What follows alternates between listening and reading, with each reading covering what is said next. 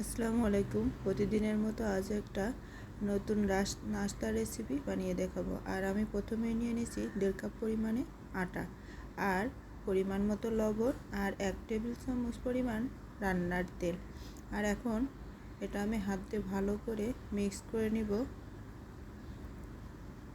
যাতে লবণ এবং তেল আর আটা একসঙ্গে ভালো করে মিলিয়ে যায়। আর এখন এই যে 1 কাপ পরিমাণ পানি নিয়ে নিয়েছি, আর আমি এখন অল্প অল্প করে দিব এবং ডোটা বানিয়ে নিব।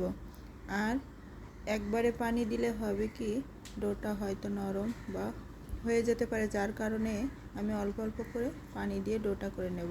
আর আমার ডোটা করা হয়ে গিয়েছে। এখন আমি একটা গ্রেট পেপার দিয়ে ভালো করে সিদ্ধ করে রাখা আলুটা এই যে গ্রেট করে নিয়েছি।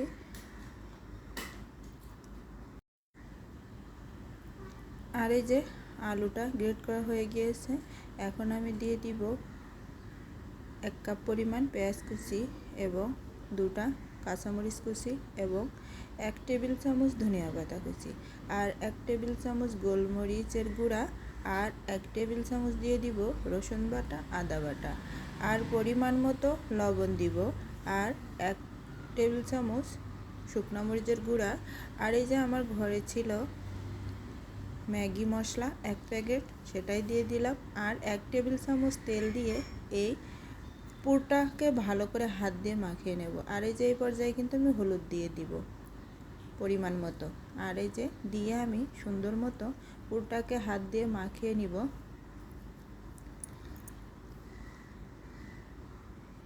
আর এই যে আমার পুরটা কিন্তু রেডি হয়ে গিয়েছে। এখন আমি এই পুরটাকে সাইড করে রেখে দিব। আর এই যে আমি যে আটা দিয়ে ডো বানিয়ে রেখে দিয়েছিলাম, সেটা এখন আমি রুটি বেলার উপরে দিয়ে ভালো করে বলে নেব। আর এই রুটিটা কিন্তু অনেক বড় করব, আর একদম পাতলাও করব না, মোটাও করব না। আর এই যে মিডিয়াম সাইজ করে বলে নিলাম।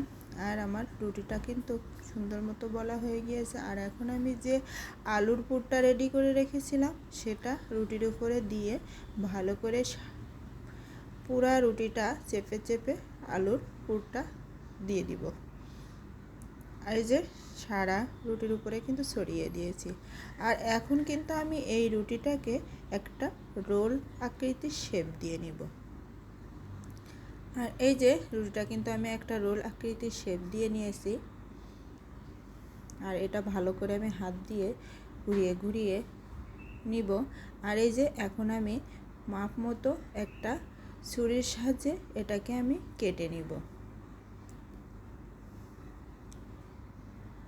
আর এই যে আমার সবগুলা কাটা হয়ে গিয়েছে, দেখেন ভিতরটা অনেক সুন্দর হয়ে এসেছে। আর এই যে সবগুলো আমি রেডি করে নিয়েছি। আর এখন কিন্তু এগুলো আমি তেলে ভেজে নিব। আর ভাজার আগে অবশ্যই এই যে রোলগুলো কাটলাম, এটার উপরে সুন্দর করে গুঁড়া ছিটিয়ে দেবেন, না হলে কিন্তু পুরা আলুগুলা বের হয়ে যাবে। আর প্রথম যখন তেলটা গরম হয়ে আসবে, তাপটা একটু বেশি রেখে এটা ভাজতে হবে। আর 2 মিনিট তাপটা বেশি রেখে পরবর্তীতে এটা চুলার আঁচটা একটু কমিয়ে দিতে হবে। কারণ প্রথমেই যদি চুলার আঁচটা কমিয়ে ভাজি, তাহলে আলুর পুরগুলো সব বের হয়ে আসবে। আমি কিন্তু প্রথমে এই ভুলটাই করেছিলাম, আর পরবর্তী যেগুলো আমি ভেজেছি এভাবেই ভেজেছি। আর দেখেন এই যে আমার নাস্তাটা রেডি হয়ে গিয়েছে। এখন এই যে ভাজা কিন্তু শেষ, দেখেন ভিতরের পুরের কালারটা কত সুন্দর এসেছে। আর এই যে আমার এই আলুর নাস্তা, আলু আর ঘরে থাকা আটার নাস্তাটা কত সুন্দর। বিকেল এবং সন্ধ্যার আড্ডায় বা সকালের দিকে যদি এই নাস্তাটা ঘরে থাকে, অবশ্য অনেক মজা হয়। আর আমি কিন্তু প্রায়ই এই নাস্তাটা ঘরে তৈরি করি। আল্লাহ হাফেজ।